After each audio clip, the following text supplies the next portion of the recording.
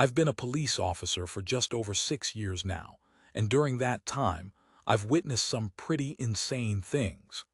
But there's only been one call that's truly haunted me and left me with nightmares, and it happened back in November 2023. It was just past midnight when my partner, Steve, and I were on a quiet patrol shift, cruising through a calm neighborhood, when suddenly our radio crackled to life with an urgent dispatch. Someone had called in requesting a welfare check on an ex-girlfriend, saying they had received some disturbing texts from her completely out of character, enough for red flags to go up. So Steve and I took the call, and I remember grabbing the address from dispatch before we headed out. It was a small apartment complex, one of those old, weathered brick buildings that have definitely seen better days. When we arrived around 12:45 a.m., the street was dead silent, except for the faint hum of our patrol car engine. The apartment was on the second floor, Unit 2 billion, but strangely, there were no lights on from the street, which felt odd considering the scenario. If she was texting her ex, you'd think she'd be awake, maybe have a lamp or the TV on something. We climbed the stairs and knocked firmly on the door, but there was no response. I knocked again, a little louder this time, me fist pounding against it, and still, absolute silence. Steve suggested we call her ex, who had provided her number. I dialed from my police-issued cell, and it rang once, twice, then he answered. I could hear faint breathing on the other end, weak, but definitely there before the line suddenly went dead. But here's the thing. We could still hear her phone ringing inside the apartment, faint but audible through the window to the left of the door. No doubt she was inside. "Ma'am, this is the police," I shouted, leaning closer to the window. "We know you're inside. Open the door, please. We're doing a welfare check." No response, just the eerie silence. I knocked harder, using my fist and foot to try to get her to respond. Nothing. Then Steve suggested that we should force entry if needed. The ex had her number. He'd called her recently, so I figured she was there. I warned her, telling her we wanted to help but that we'd break the door down if necessary, giving her one last chance to open up peacefully. I told her we didn't want to damage property or hurt anyone inside, but that if she didn't respond soon, we'd have to proceed. Seconds later, I heard a faint click, the deadbolt turning. The door didn't swing open immediately, but I knew she'd unlocked it and just left it for us to open. Steve and I exchanged a quick look on our holster sand. I steadied my nerves before I kicked open the door with my boot.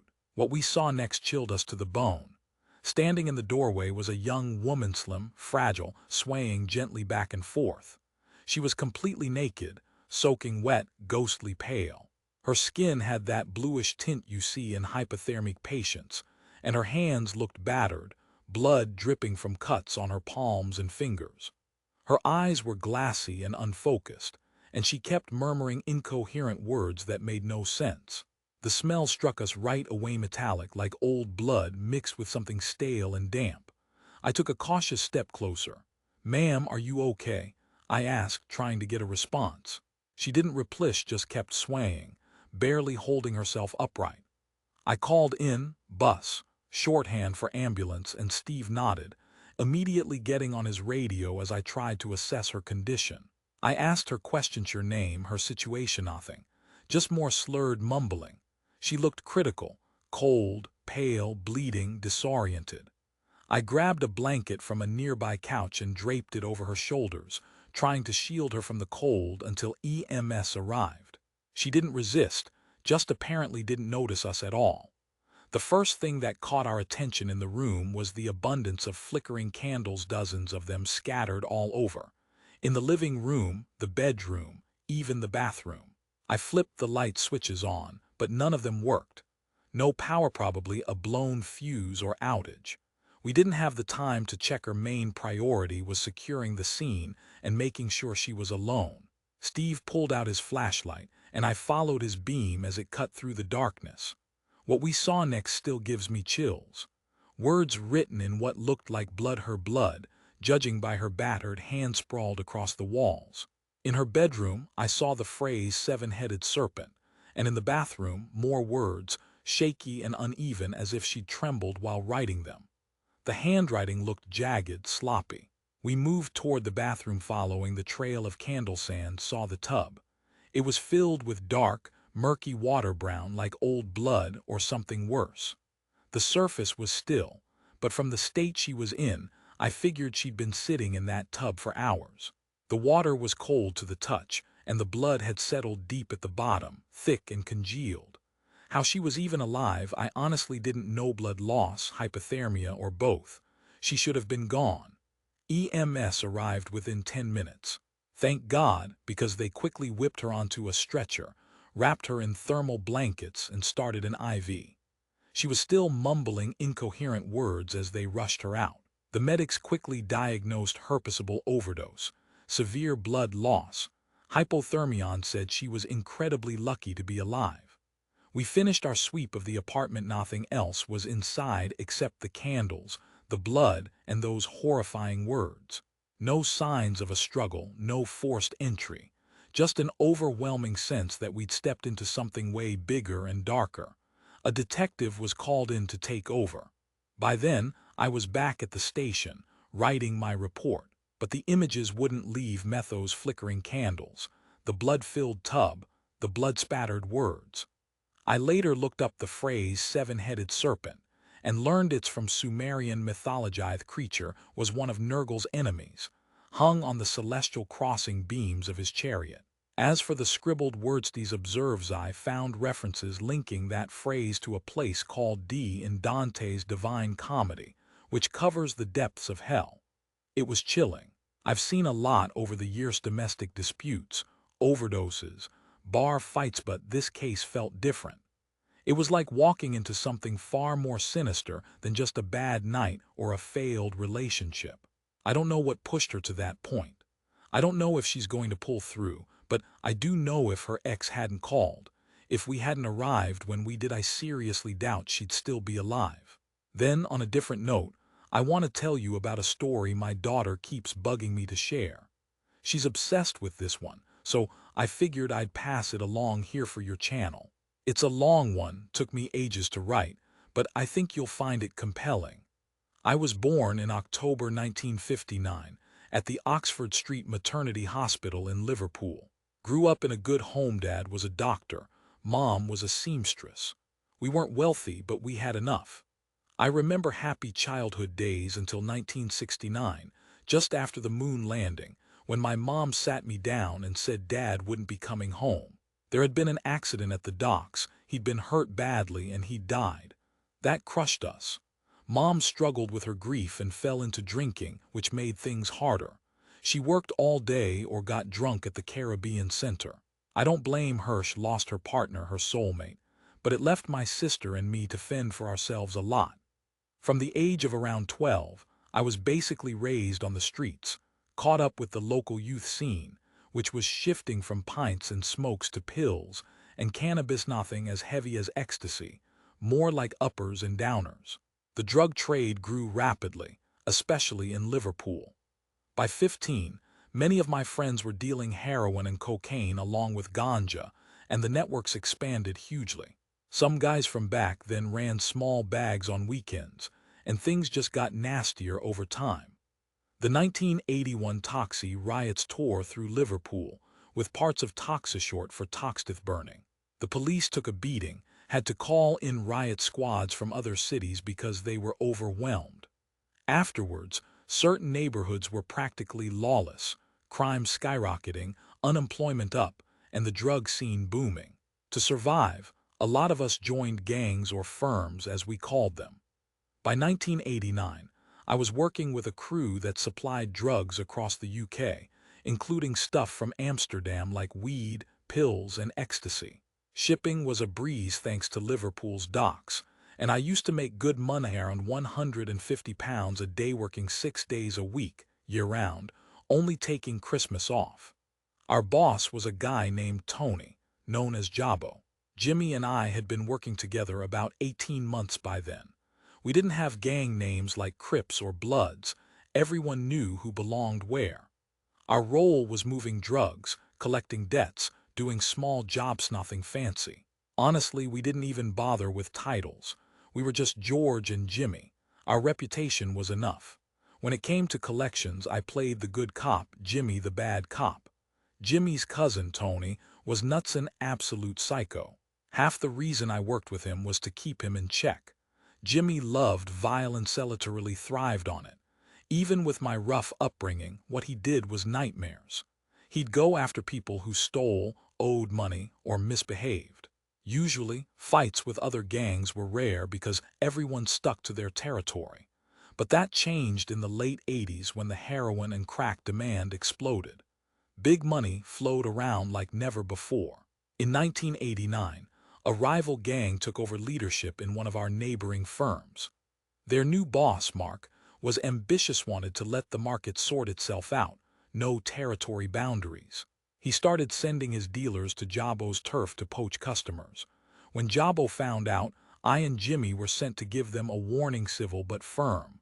But those guys didn't listen. They threatened us, insulted us. Jimmy snapped. He beat one of them so badly he turned his face into a bloody mess, using his own bike's tire. That was one of the few times I saw a flicker of pity for the guy he attacked. We didn't think it'd start a war, but it did. Mark's gang weren't pleased.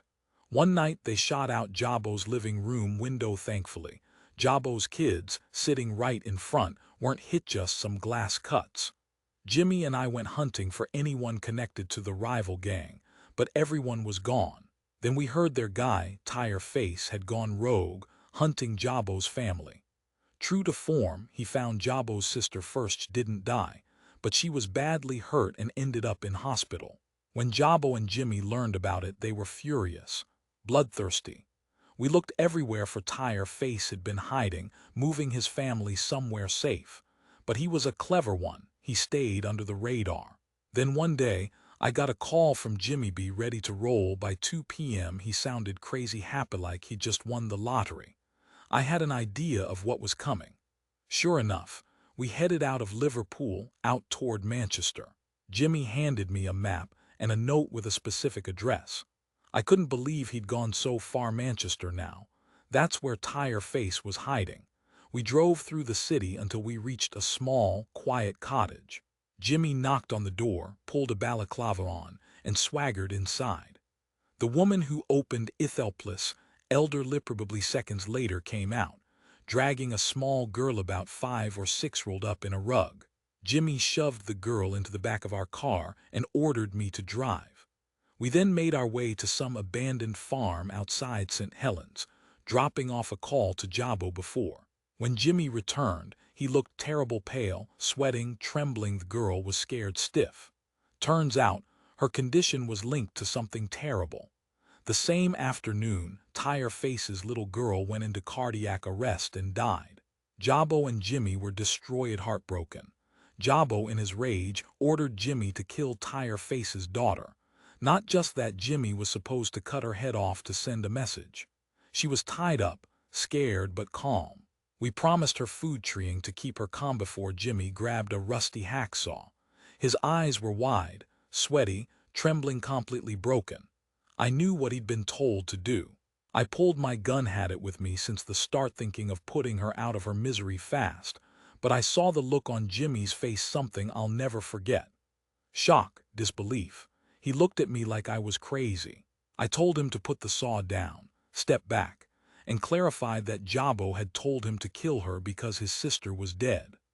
I ordered him to stand down, to put the saw away, and told him police were there. He was under arrest for kidnapping and conspiracy to murder. For a moment he looked like he might drop dead right there, mouth opening and closing like a fish.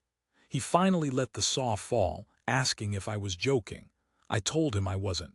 He tried to argue, but I kept my gun aimed right at him and ordered him to get down on the floor. He hesitated, then finally obeyed. The moment he realized I wasn't bluffing, he looked like he might faint. I ran out, found a homeowner nearby with a phone, and called in backup. We got her out of there. She was safe but devastated. She had to be taken back to her parents. That little girl was nearly killed because Tire Face and Jabo's rivalry had gone beyond reason. And I'll tell you truthfully, I did join a gang. Not just any gang but one formed on purpose. The Mary's Side Police Force. I started thinking about joining after the riots, seeing all sorts of people flooding the neighborhood, people who weren't part of Toxie anymore, taking advantage.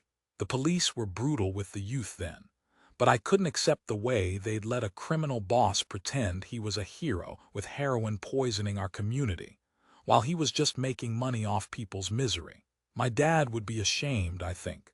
Instead of running away, I stayed and tried to fix the bigger problem both in the community and with the police. I hope I made a difference, at least a little. But after that incident with Jimmy and the girl, I knew I'd done something important. I transferred to London and climbed the ranks, working in undercover operations. I saw more terrible things, some successful, some not, but I'll never forget the day I saved that girl's life. Jimmy's remorse was real. I even kept a small memento from that day, a statement from Tyre Face's lawyer after his conviction. He apologized for everything and even thanked the officer who saved his daughter. He didn't even know who I was, maybe he figured it out later. No matter. To hear someone thank the policeman who saved his child, that meant the world to me. I visit Liverpool now and see old friends, watch Liverpool play. It's my hometown, always will be. But it's also the place I had to leave to do what was right. One day, a quiet, clear sky, my partner and I doing routine patrol until out of nowhere, some guy pulls a gun on me. I noticed him pulling a 9 from his jacket. Time slowed, me whole mind focused on that barrel. He pointed it at me, eyes wide, angry, scared, I don't know. Then he squeezed the trigger. But somehow the gun misfired, an empty chamber, safety on, I don't know. I didn't stick around to find out. I lunged at him. He was so stunned the gun didn't fire, he dropped it. He started begging, "Don't shoot me, please."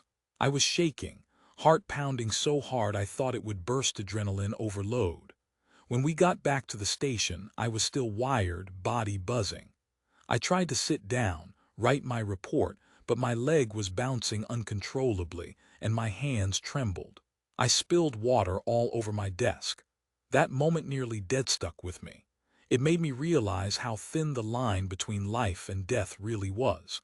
I kept replaying that scene. What might have happened if the gun had been loaded, if he'd known how to use it properly. But he didn't, and I was still here. That's not something you forget. It's a lesson in humility, in the randomness of fate. The guy was charged with attempted murder and other crimes, but the real lesson for me was how close I'd come to not coming home that night. Now I check my gear more thoroughly. I approach every encounter with extra caution because you just never know when the sky might turn dark out of nowhere. I later found a police report from Seattle, an incident from the early 90s, I believe. An officer, Deputy Andy, responded to a call about a man, Paul, acting bizarrely, screaming about his skin being on fire. When Andy arrived, he saw Paul lying on the lawn, charred, burned, completely dead. No signs of anything igniting the fire, no accelerants, no scorch marks, just a horrifying puzzle. Witnesses confirmed that Paul had suddenly burst into flames and then kept burning until he collapsed. It left me disturbed, nothing like I'd ever seen before. The medical examiner treated the body for unexplained causes, maybe even spontaneous human combustion. It's a case that still haunts me. I can't fully explain it, and I doubt I ever will. It's just one more reminder that there are forces or mysteries beyond understanding, and that's why I stay anonymous with this story. We've got to be so careful, especially in law enforcement. Maybe it's a sign that we need more mental health support for officers, more resources to handle the stresses. I don't think Warren and Frazier set out to neglect duty. Were good men once, worn down, maybe by their own demons or the system. These mistakes happen, it's the reality. But they also show us that even the best can slip, and it's our job to prevent that. We need to protect those who protect us, not just from criminals, but from themselves, from the darkness inside. That's why, in my own quiet way, I do what I can, hoping that we learn, improve, and restore trust, honoring the memory of those who sacrificed everything just like Justin did. Because in the end, every day we head out, we're walking that thin line between safety and chaos. And we have to be ready. Thanks for listening. Stay safe out there.